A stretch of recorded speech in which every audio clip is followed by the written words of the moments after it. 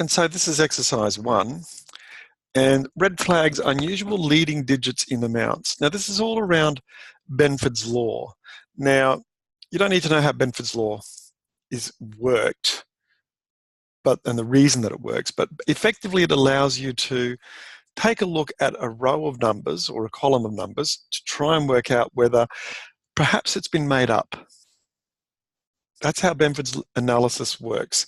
It's talking about the law of probabilities for leading digits, and it runs statistical analysis to determine whether or not those leading digits follow the natural laws, or if they look like they've been made up. Because when people make up numbers, they make up numbers that they think look made up.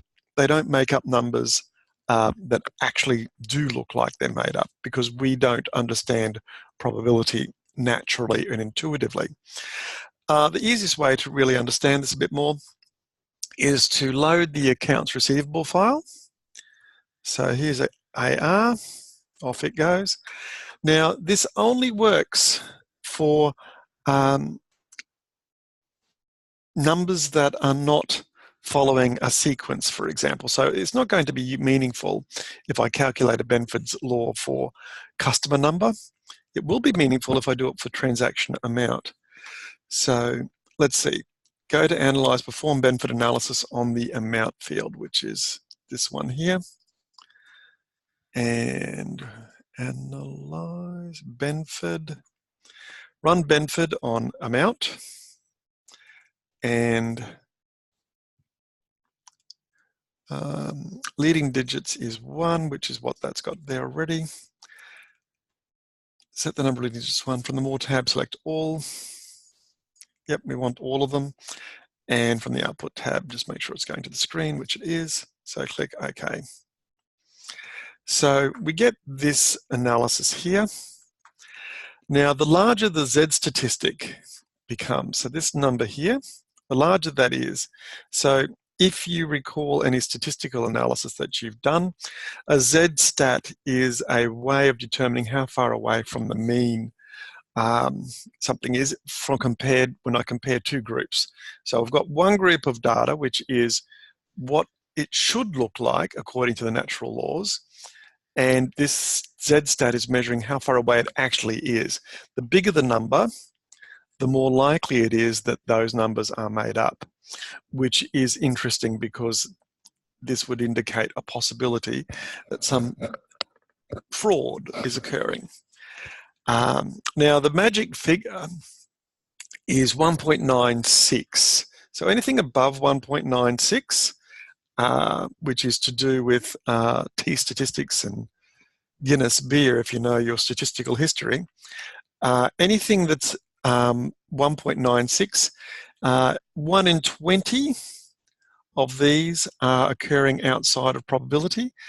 2.57 or more is going to be a 1 in 100 occurrence, because there's only a 1% possibility that they are normally occurring, that would normally occur if you had a distributed number, numbers distributed naturally.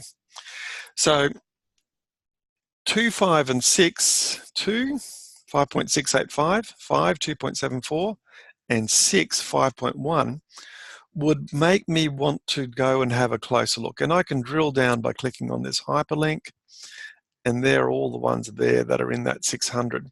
This doesn't mean that they are not legitimate. It just means that they are a place where I would go do some extra investigation. And there might be a problem here, which might be, we might have all of our products are sold for $600. If I run that on run Benford's analysis on customer number, on the leading digit of 1, you're going to see that we end up with a bunch of significance all over the place. Why is that? It's because the customer number follows some rules. And because it follows rules, it's not going to follow the natural laws. Similarly here, if I understand what how my numbers are generated, there could be some rules occurring behind the scenes that mean that this is actually okay. So Benford's is a shorthand, a shortcut to focus your attention in an audit on elements that are interesting to you. It doesn't mean that it is necessarily a case of fraud, but it is something that you might want to do some further investigation on. We've really covered all the rest of that in terms of question B, so we'll stop that exercise there.